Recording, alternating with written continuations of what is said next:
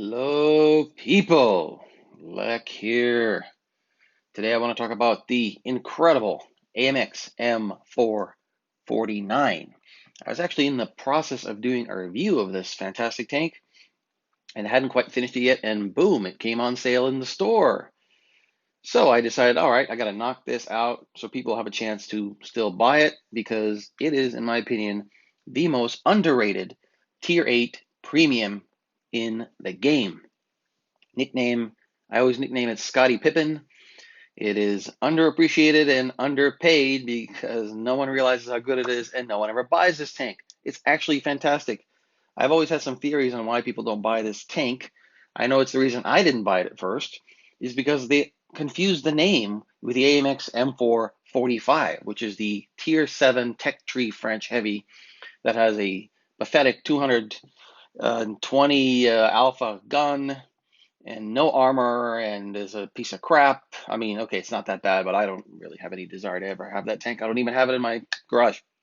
Most people associate French heavies with no armor and low alpha guns, and people just don't want anything to do with it. But this tank is nothing like that, and let me show you why. So I will compare it to all of what I consider the best Tier 8 premium heavies and the Tiger II because there are a lot of similarities to this tank and the Tiger II. Let's look at the firepower to begin with. As you can see, this tank compares really favorably. And if you look at the tanks I've got up here, I'm not putting up some garbage tanks. These are the best Tier 8 premium heavies, in my opinion. DPM is only lower than the 26E5 and the Action X. Alpha is good at 310, not 220, so it's got plenty of alpha. And shell velocity to 1,000 is really good, so very similar to most of them. But you can see the DPM is really good. And look at the gun handling. The gun handling is excellent. Aim time 2.08 seconds, really low. It's not a derp. It's a 100 millimeter gun, not 105 like the Tiger II in the low, but otherwise it's very similar to those cannons. Dispersion is a little bit of a weak point. I will admit that is a little bit higher than I would like and a little higher than some of these tanks. But again, aim time is very low, and you have 10 degrees of gun depression and 20 degrees of gun elevation. And the gun depression is really critical to why this tank is so good. Another aspect this tank holds its own really well is mobility. Goes 40, just tied for the fastest here. And look at the horsepower, 1,100 horsepower, the most horsepower of any of these tanks. Powder rate, again, it's the third highest, only behind the Action X and the 26E5. So the gun has a lot of power, an excellent power to weight ratio, extremely mobile, very good top speed at 40. It's practically moves like a medium. Absolutely love it. Traverse is good, not great, but it's good enough. It's definitely mobile. You can't really COD this tank, which is really the key for me, because the turret traverse is good and the tank moves well. So a medium can't really loop around you, which is really what you want. Other things, the credit coefficient is excellent, 175%. Again, tied for second in this group. A lot better than the Tiger II, obviously. And I will compare it actually to the Tiger II because I'm going to look at the armor. And this is, again, one of the things people don't realize that this tank has is armor. Oh, the armor is so good. So let's compare it to the Tiger II, which actually is the tank that it's most similar to. Now, obviously, the Tiger II has a broken bottom plate. We know that. This does not. So the lower plate here can be penned. Absolutely.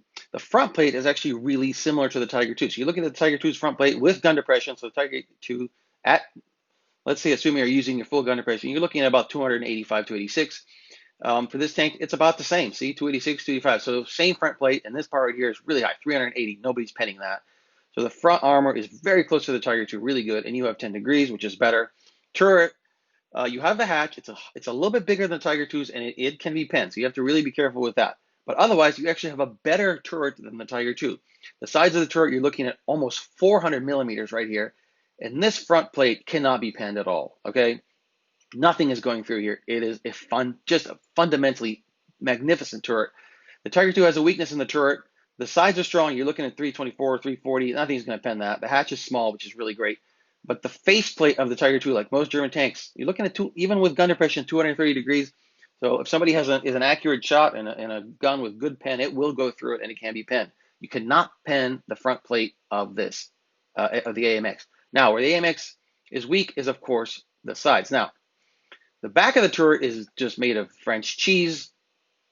The side of the turret's not bad up here. You cannot be HE'd here for a lot of damage. A regular AP gun will go in, but you can't take the HE. The back will definitely get HE'd by TDs, and the sides are horrible. Okay, you're looking at 55 millimeters.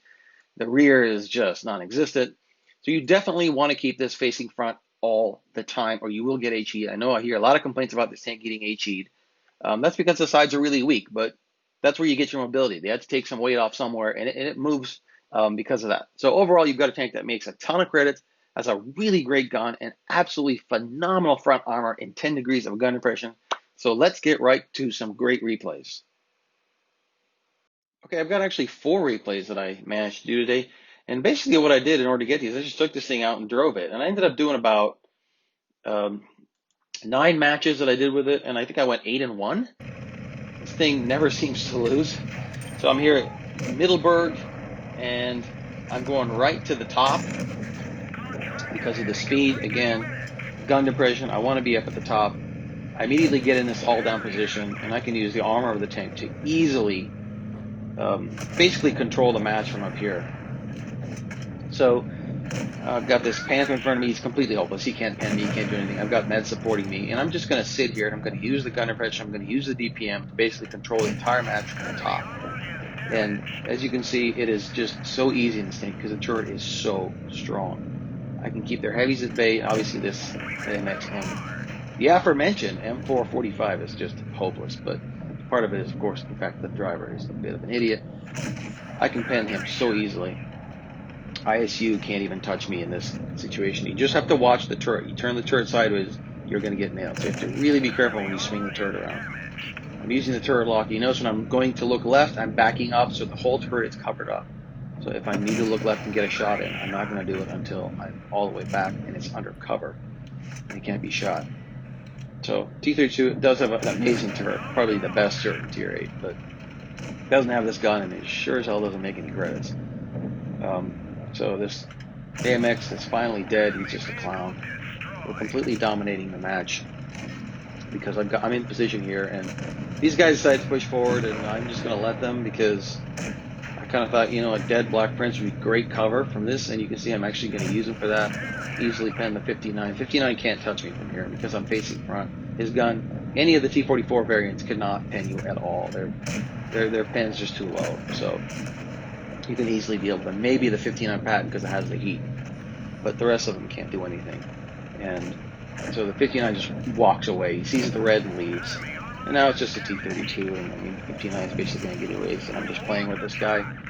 I tried to get a cute little hat shot here when I would have had it, but he backed up right when I shot, so it just airmailed it. But I can easily, the T-32, because of his gun, cannot pen the front of this tank at all. It's just a joke. I could have just stood there and, you know, walked away with it, but the team completely dominated anyway. So again, you can see how going hull down with this tank, I basically took no damage. Completely dominated the position. Easily 3,200 damage. I was top damage here. I think I was top damage in every one of these games. So now we're at Faust, and again, I'm looking at the tank lineups. We have a lot of meds. They have quite a few meds, but not as many as ours. So I'm going to go flank. I mean, I have the speed, I have the gun depression, I have the armor that can really dominate medium tanks. So I'm going to push with our meds and lights to the right just to try to clear the flank really quick. And you'll see how quickly we actually do it. I'm fast forwarding through all of the meaningless stuff just so we can get all these replays in here without you guys have to watch a bunch of nothing. So I'm already in. I'm actually taking an aggressive position down below. Again, going for a Panther, light him on fire right away. He's already gone. This T-49 can do absolutely nothing against me. I think he's already fired. But again, the T-49 cannot do anything to the front of this tank. He'll splash you for a couple hundred, maybe if he's lucky, and that's it. SP1C, I had him killed here. I don't actually know where that shot went, but it doesn't matter. But because of the speed and the aggressiveness, you see we've already cleared the flank in a minute and a half. It's a 7-on-4, excuse me. So we basically ended the game already. So I'm going to push the right. I see there's a glacial coming. That's a very strong tank. So I'm going to stop here so I can get the reticle down a bit and get the first shot. And always try to get the first shot. Give yourself that advantage. This guy comes out sideways, seems a little clueless. I wasn't sure, so I'm kind of wiggling a little bit. I get an easy bounce out of him. He's shooting AP. The heat round would be more complicated for me, but he's shooting AP, so I already know he's not a great player. He's looking at me with his AP. He cannot pen this tank with an AP round. It's not physically possible. You know, he's just giving up on me. He's not even going to try to shoot me. So I'm just tearing him to pieces. And you can see the advantage of this tank because of its height and because of the gun depression, you see how I can pin that front plate of the Glacial without a problem with APCR. There was not an ounce of red. That's an advantage against all the IS-3 variant tanks.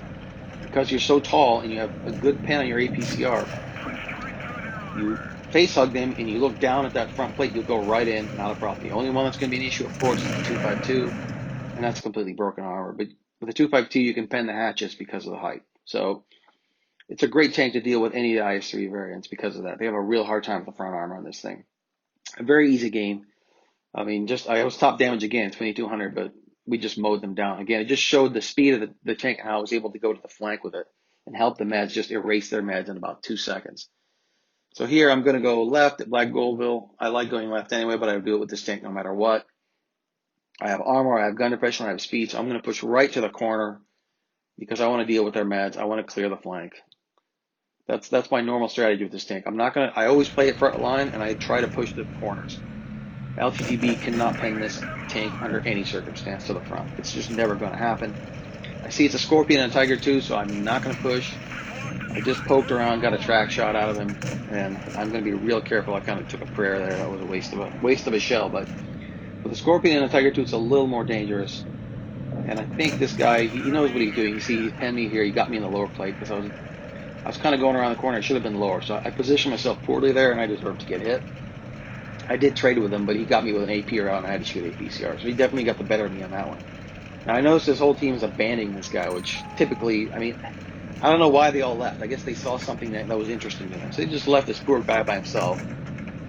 He got me again. This time I was able to easily put one into the bottom of him, but I can tell this guy's not a bozo, so I need to be careful. He definitely pinned me. He knows what he's doing. He's hit me in the lower plate. 120 gets him with a great shot. So he's basically dead. I've given up quite a few hit points, but to clear a Tiger 2, it's probably worth it. You just have to be a little more cautious here. So their whole team ran over there. I guess maybe they chased an LTTB. Who knows what they saw that got them so excited, but it cost them the entire match. They gave up the whole right side of the map, their right side of the map, just to kill somebody. I don't know. Great snapshot here on this charioteer. This gun is terrific. The dispersion is not as good as some of the other premiums, but it's still really good. With a 100mm gun, you have that great velocity and great dispersion. You can really put shots in easily. Any of these tier 7 heavies, except something like a Smasher, they can do nothing to the front of this gun. I mean, this guy's looking at me. He takes a prayer. That was actually a heat round, by the way, from the ice too. Easily bounced a heat round. Now I'm just being very aggressive because I don't care. It's 5-on-2. Stick one into Scorpion for about 350, then run him over for another 350. Just mopped him up. Then you got a Type 59, which, as I know for a fact, the Type 59 cannot pin the front of my tank, so I'm just going to be really aggressive here. Got to easily bounce off his APCR. Actually, that was an AP, excuse me. And that was it. Another quick mop up. 2700, again, top damage. Piece of cake. Can be really aggressive as long as you just don't show the sides of the tank. Just be really careful about your positioning and use your gun impression. -10 is a gift. Use your gift. So we're at New Bay, North Spawn. I always go A. I will not go B. It's just a death trap. I'm going to push with the meds once again. And we're going to push. I love this part right here. So we're already into their spawn. I get a great shot on this Comet. The medium that's with me hits him with another great shot. And I love this comment from this Comet. The Comet comment. He calls us camping losers. We are in his spawn. We just shot him and we are camping losers. I love these guys. They don't even know what the words they say mean. They say whatever they hear other people say, these stupid robots. And this is my favorite part of this whole match. I'm coming over and through their spawn. And look at this. Talk about fish in a barrel. I got their whole team, the backs of their tanks, and none of them can do anything, and none of them can pen me, basically. I'm completely held on. The only part you can see is the top of my turret. It's completely impenetrable. And look at the bounces just start coming in. They can do absolutely nothing. I'm going for the T-34 first. There's another bounce because he is the most dangerous for me. He has a very high pen tank. Its APCR will definitely go through the front of my tank, so I want him out. Some of these other tanks like IS-3, the KV-3, I don't even, as far as I'm concerned, he's not even there. The KV-3 will never pen this tank from the front. It's just never going to happen. And I'm totally ignoring the German Bulldog. He's just running around like he's on heroin or something. I don't know what he's doing. So I'm ignoring him. I'm trying to hit the heavies. I finally realized that I should go ahead and take him out. The audio went out here. I don't know what happened to the audio. It broke. And these replays were from a couple weeks ago, so I couldn't re-record them. So I apologize for the loss in audio, but it doesn't really matter. The match should be over quickly. Now we actually have a 4-on-5, so it looks like we're screwed, but we are not, because all our best players are still alive. This was a bit of a risky move. If the IC was looking at me, he could have HE'd me for about 1,000 on the side. So it's a little risky, but I took a chance. He was looking the other way, so because of the speed, I can easily go around and I lock him in place so he can't shoot me, and then he's easily killed. So the 4-on-5 is quickly 4-on-3, and then the German Bulldog is wiped up. It was a really nice flank maneuver. I mean, I've basically taken only one shot from the German Bulldog coming across. The rest of it is just a joke. I mean, these guys can do nothing to us. And again, the tank is so strong. I know that for, something like an IS-5 really cannot pen the front. He might be able to get a heat round in if I'm careless, but it's pretty unlikely. Troll bounce there, doesn't matter. I went ahead and cap seed just in case. I'm always being a little overcautious, but why not? And the match is over. So you can see this tank is absolutely spectacular. It has speed, has a great gun. Front armor is absolutely terrific and makes a crap ton of credits. I mean, look at that. 3,700 damage and 96,000 credits. I strongly recommend this tank, guys. This is an absolute monster. It's worth the price. I think it's in the store now for 7,500 gold. It's worth 7,500 gold. If you have the gold to spend, I would definitely do it. It's absolutely worth it. Hope you enjoyed the review, and once again, please subscribe to the channel.